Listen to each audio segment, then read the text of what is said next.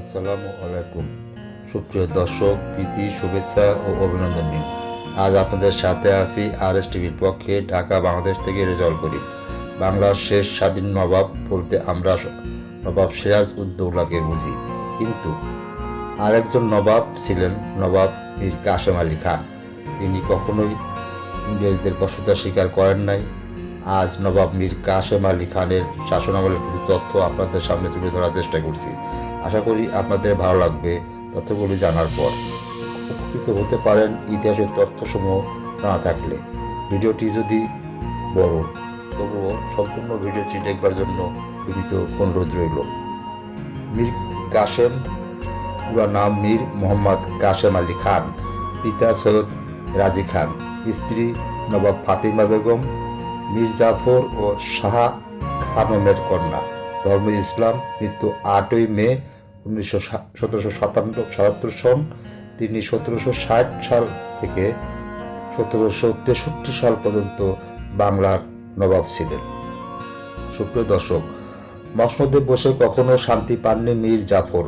নামে মাত্র তিনি নবাব, প্রকৃতপক্ষে মীর জাফর ছিল ইংরেজদের হাতের পুতুল। লর্ড ক্লাইভ যা বলে মীর জাফর তাই শুনত। তখনকার দিনে মীর জাফরকে নতুন নাম দেওয়া হয় ক্লাইভের ভক্ত। ইংরেজগণ এদেশে এসেছিলেন টাকা রোজগার করতে ও ব্যবসা বাণিজ্যের উদ্দেশ্যে। নবাব মীর জাফরের নিজের কোনো ক্ষমতা নাই, সমস্ত কিছুই নিয়ন্ত্রণ করেছে প্রধানত লর্ড ক্লাইভ। এ কথায় ইংরেজরা। ইংরেজ নবাব সিরাজউদ্দৌলাকে ক্ষমতা থেকে সরিয়ে মসনদে বসিয়েছে মীর জাফরকে। এই ব্যাপারটি ভোলে নাই মীর জাফর নিজে, তেমনি ভোলে নাই লর্ড ক্লাইভ তথা ইংরেজরা। নবাব মীর জাফরের শাসনামলে ইংরেজদের চাহিদা অনেক বেশি। যতই দিন যায় তাদের চাহিদাও বাড়তে থাকে। মসনদে বসে অনেককে মূল্য দিতে হয়েছে নবাব মীর জাফরকে। রাজস্ব আদায় নাই, রাজকোষ শূন্য, ক্রমশ জগৎ শেঠ তার হাট গুটিয়ে নিয়েছে। সৈন্যদের বেতন বকেয়া, ইংরেজরা বকেয়া পাওনার জন্য চাপ দিচ্ছে। মহা চিন্তায় নবাব মীর জাফর। ইতিমধ্যেই ঘটে গেল দুর্ঘটনা। পাটনাতে যুদ্ধ করতে গিয়ে বজ্রাঘাতে নিহত হলেন মীর জাফরের পুত্র মিরন। মিরনের মৃত্যুতে দিশেহারা নবাব মীর জাফর। কি করবে ভেবে পায় না মীর জাফর। পলাশী যুদ্ধের সময় যারা একসাথে বসে নবাব সিরাজের বিরুদ্ধে ষড়যন্ত্র করেছিল, আজ তাদের মধ্যে নেই কোনো একতা। অবিশ্বাসে দানা বেঁধে উঠেছে, সংশয়ের চিহ্ন ফুটে উঠেছে সবার চোখে মুখে। সন্দেহ করছে একে অপরকে, সর্বত্রই অবিশ্বাসের ছায়া। নবাব মীর জাফরকে টিকিয়ে রেখেছে লর্ড ক্লাইভ। লর্ড ক্লাইভের দয়াতেই মীর জাফর নবাব। লর্ড ক্লাইভ হঠাৎ চলে গেলেন বিলেতে তার নিজের দেশে। যাবার পূর্বে কোম্পানিকে অনুরোধ করে গেলেন নবাব ও জগৎ শেঠের স্বার্থ রক্ষা করতে। ইংরেজ নতুন সাহেব ভেন্সিটর, আর আগে থেকেই তো ছিলেন লর্ড ওয়ারেন হেস্টিংস। মিরনের বজ্রাঘাতের মৃত্যুর পর নবাব মীর জাফর তার মেয়ের জামাই মীর কাসেম এর সাহায্য নিতে বাধ্য হলেন। পুত্র মিরনের মৃত্যুতে নবাব মীর জাফর যে শোকে আচ্ছন্ন হয়ে গিয়েছিলেন, পথের কাঁটা দূর হওয়ায় মীর কাসেম তেমনি খুশি হয়েছিলেন। নবাব সিরাজউদ্দৌলা পতনের পর যখন মীর জাফর নবাব হয়েছিলেন, তখন জামাতা মীর কাসেমের ভাগ্যটা এবার খুলবে। মীর কাসেম ছিলেন খানদানি সৈয়দ বংশের সন্তান। তার পূর্বপুরুষদের পারস্য দেশ থেকে আর 10 জনের মতো ভাগ্য অন্বেষণের জন্য ভারতবর্ষে এসেছিলেন এবং দিল্লির বাদশার কাছ থেকে জায়গির নিয়ে বসবাস করতে থাকেন। মীর কাসেম আলীকে নিয়ে পিতামহ সৈয়দ ইমতিয়াজ খাঁ নামকরা কবি ছিলেন। সৈয়দ ইমতিয়াজ খাঁ একজন মনসবদারও ছিলেন এবং নিজের সৈন্যদল রাখতেন। মুঘল বাদশার অধীনে তিনি গুজরাতের সুবিধার ছিলেন এবং কিছুদিন পর তিনি পাটনাতে দিয়ানিও করেছিলেন। মীর কাসেমের বাবা সৈয়দ রাজি খান ছিলেন শুধু জাগিরদার। মৃত্যুকালে তিনি প্রচুর ধন সম্পদ রেখে যান। সৈয়দ বংশের ছেলে বলে মীর কাসেমের সহিত নবাব আলিবর্দী খাঁ নিজে মীর জাফর তার কন্যা ফাতেমাকে বিয়ে দেন। এই বিয়েতে যৌতুক হিসাবে মোটা টাকা দেওয়া হয়েছিল। তাছাড়া নবাবের কোষাগার থেকে মাসিক 200 টাকা করে মাসোয়ারার ব্যবস্থা করে দিয়েছিলেন। জাগিরের আয় এবং নবাবের মাসোয়ারা নিয়ে মীর কাসেমের দিন ভালোই পার করছিলেন। কখনো বিহারের নিজ জায়গিরে থাকতেন, মাঝে মধ্যে মীর কাসেম আলী রাজধানী মুর্শিদাবাদে থাকতেন। নবাব আলীবর্দী খাঁ রাজত্বকালে বর্গীদের ভারতবর্ষ থেকে তাড়াতে মীর কাসেম আলীর ডাকও পড়েছিল কয়েকবার। পলাশীর যুদ্ধের পর যখন নবাব সিরাজউদ্দৌলা বেগম লুৎফুন্নেসা তার শিশুকন্যা উম্মে জোহরাকে নিয়ে পালিয়ে যাচ্ছিলেন, তখন রাজমহলে তিনি ধরা পড়ে যান। রাজমহলে ধরা পড়ার পর মীর কাসেম আলী, বেগম লুৎফুন্নেসার ধনরত্ন মীর দাউদ ও মীর কাসেম আলীর হাতে পড়ে যায় এবং মীর কাসেম আলী বেগম লুৎফুন্নেসার ধনরত্ন হীরা জহরত কেড়ে নেন।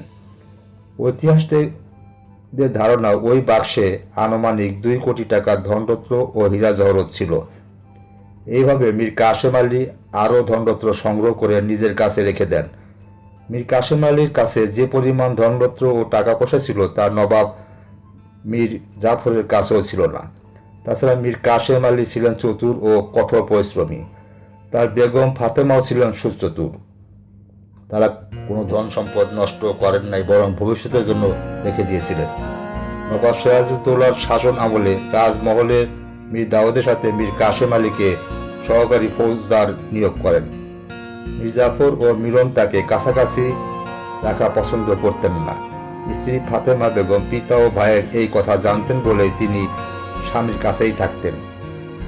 ফাতেমা বেগম পিতা মীর জাফরের প্রাসাদ জাফরাবাদে যদি কখনো যেতেন, তবে তিনি সেখানে কখনো থাকতেন না। মিলনের মৃত্যুর পর নবাবী ফৌজ রাজধানীতে ফিরে আসেন এবং ফিরে এসেই তাদের বকেয়া বেতনের জন্য নবাবের উপর চাপ দিতে থাকেন। মীর জাফরের চরম অর্থকষ্ট চলছে, রাজকোষে টাকা নাই, অথচ নবাবী ফৌজদের 3 বছরের বেতন বকেয়া পড়েছে। শেষ পর্যন্ত নবাবী ফৌজ নিজামতে হাজির হয়ে নবাবকে গালাগালি দিতে আরম্ভ করে। মীর কাসেম আলী শ্বশুরের প্রতি দুর্ব্যবহার দূর থেকে দেখতে থাকেন। কিছুদিন পর নবাবী ফৌজদের মাতব্বরদের ডেকে সৈন্যদের মাঝে 3 লক্ষ টাকা ভাগ করে দেন এবং বেতনের বাকি টাকার জন্য নিজেই জামিনদার হয়ে যান। মীর কাসেম আলীর কাছে অনেক ধনরত্ন আছে বিদায় সৈন্যগণ তার কথা বিশ্বাস করেন। সৈন্যদের টাকা দেওয়ার পূর্বে শ্বশুরের কাছ থেকে কথা আদায় করে নেন যে মিলনের জায়গায় তাকে বসানো হবে। মীর জাফর তার দেওয়ার কথা রাখেননি। তিনি মীর কাসেমকে পূর্ণিয়াতে ফৌজদার করে পাঠিয়ে দিলেন। সেই থেকে মীর কাসেম আলী শ্বশুর মীর জাফরের বিরোধিতা আরম্ভ করে দিলেন। তিনি শ্বশুরের বিরুদ্ধে নানা সত্য মিথ্যা কথা লিখে কলকাতায় কাউন্সিলে পাঠাতে থাকেন। প্রিয় দর্শক, টাকার লোভ সাংঘাতিক, টাকার দরকার কার নাই। লর্ড ক্লাইভ বড়লোক হয়েছেন মুর্শিদাবাদের বদৌলতে। অন্যরাই বা বাদ যাবেন কেন? তারাও হতে চায় ধনী। তারাও এসেছে টাকা রোজগার করতে। কে বাঁচলো কে মরল এতে কার কি আসে যায়? আবার শুরু হয়েছে গোপন ষড়যন্ত্র। ষড়যন্ত্র সফল হলেই টাকা আসবে, এই কথা বুঝে গিয়েছিল ইংরেজরা সেই পলাশীর যুদ্ধ থেকে। নবাব তো তখন কেউ নয়, সবকিছু করার ক্ষমতা এখন কোম্পানির হাতেই। কোম্পানির সাথে গোপন বৈঠক হলো মীর কাসেমের সাথে। কাটা দিয়ে কাটা তুলতে হবে। মীর কাসেম নবাব হলে কে কত টাকা পাবে তার একটি চুক্তিপত্র লেখাপড়া হয়ে গেল। সব থেকে বড় অঙ্কের টাকা রাখতে হলো গভর্নর ভেন্টিসর সাহেবের জন্য, কারণ এই কর্মের প্রধান হোতা তিনি। ঝড়ঝাপটা আছে নানা রকমের ঝামেলা, সবকিছুই সামলাতে হবে গভর্নর ভেন্সিটরকে। টাকার বরাদ্দর পরিমাণটাও বেশি ইংরেজ গভর্নরের দিকেই রাখতে হলো। দায়িত্ব বেশি, ভাগটাও বেশি, তাতে খুশি হলো অন্যরাও। ষড়যন্ত্র পাকাপাকি হয়ে গেল। হিরাজিল প্রাসাদে বসে কোনো কিছুই জানতে পারলেন না মীর জাফর। এবার জগৎ শেঠ ষড়যন্ত্র থেকে অনেক দূরে থাকলো। হঠাৎ একদিন মীর কাসেমের সৈন্যদল মীর জাফরের প্রাসাদ আক্রমণ করে বসলো। এবার কিন্তু নবাবকে কেউ সাহায্য করার জন্য এগিয়ে আসলো না। মীর জাফর এর গুরুদেব লর্ড ক্লাইভ তখন বিলেতে অবস্থান করছেন। ভেন্সিটর একদম নীরব, কোনো কিছু করা নাই, মেনে নিতে হলো ভাইপোকে। প্রিয় দর্শক, সিংহাসনচ্যুত হলেন মীর জাফর। প্রিয়তম বেগম মুন্ডিকে সাথে নিয়ে বেরিয়ে এলেন প্রাসাদ থেকে, চলে গেলেন কলকাতায়। মসনদে বসলেন মীর কাসেম। শ্বশুরকে তাড়িয়ে দিয়ে মসনদে বসলেন জামাই। মীর কাসেম চতুর ও বুদ্ধিমান এবং স্বাধীনচেতা নবাব ছিলেন। মীর কাসেম জানতেন মসনদে বসলেও তার কাছে ক্ষমতা থাকবে না, ক্ষমতা থাকবে কোম্পানির হাতে, কারণ কোম্পানির নবাব করেছে মীর কাসেমকে। তাদের প্রয়োজনে মীর কাসেমকে সরিয়ে অন্য কাউকে নবাব করতে পারে। যেমন মীর জাফরকে নবাব বানিয়েছিল ইংরেজ, আবার নামেও দিয়েছে ইংরেজ। বিদায় মীর কাসেম ভাবতে থাকেন কি করে ইংরেজদের ক্ষমতা খর্ব করা ও নিজের ও মসনদ কি করে রক্ষা করা যায়।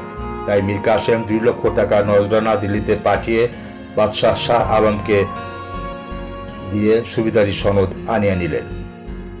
বাদশাহ তাকে 7,000 মনসবদারি দিয়ে উপাধি দিলেন নবাব নাসির উল মুলক ইমতাজুল মীর কাসেম আলী খাঁ নসরত জং।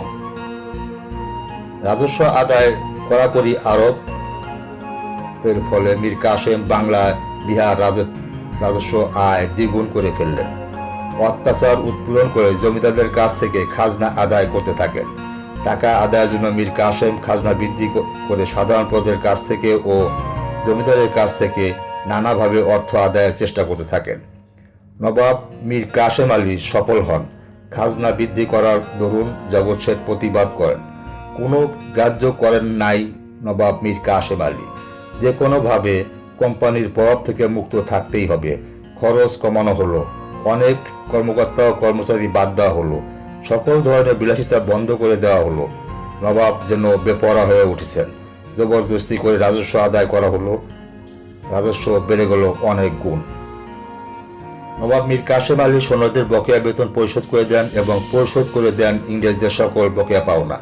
নবাব মীর কাসেম বুঝেছিলেন মুর্শিদাবাদ থেকে ইংরেজদের প্রভাব এড়ানো খুব কঠিন ব্যাপার।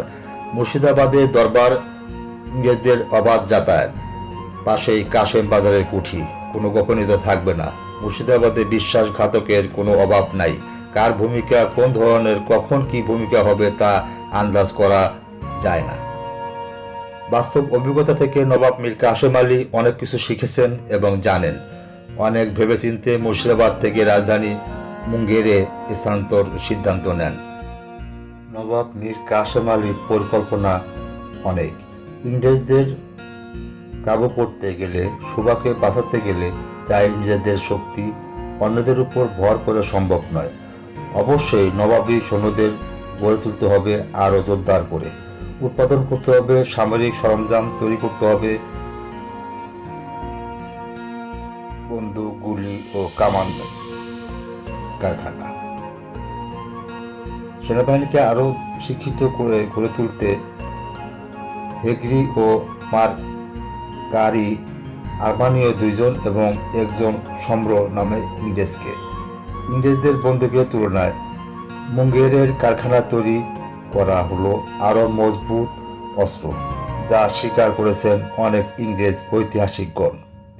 তাছাড়া বুঝতে পারলেন নবাবের আসল উদ্দেশ্য প্রয়োগ লড়েছে কাউন্সিলর তথা ইংরেজদের। মীর কাসেম জানেন জগৎ শেঠের সাথে যোগাযোগ আছে ইংরেজদের ও ক্ষমতাচ্যুত নবাব মীর জাফরের। জগৎ শেঠের প্রভাব তখনও তুঙ্গে, তার আঘাত অবার্থ। জগৎ শেঠের মুর্শিদাবাদে থাকতে যে কোনো সময় একটা অঘটন ঘটে যেতে পারে। তাই নবাব মীর কাসেমের সৈন্য অবরোধ করল নবাব শেঠের প্রাসাদ। মাহতাব চাঁদ ও স্বরূপ চাঁদকে সসম্মানে বন্দী করে আনা হলো মুঙ্গেরে। চোখে চোখ রাখলে আশঙ্কা কমবে। খবর পেয়ে ক্ষুব্ধ হন ইংরেজরা। ক্লাইভের প্রতিশ্রুতি রক্ষা করতে পারেন নাই তারা।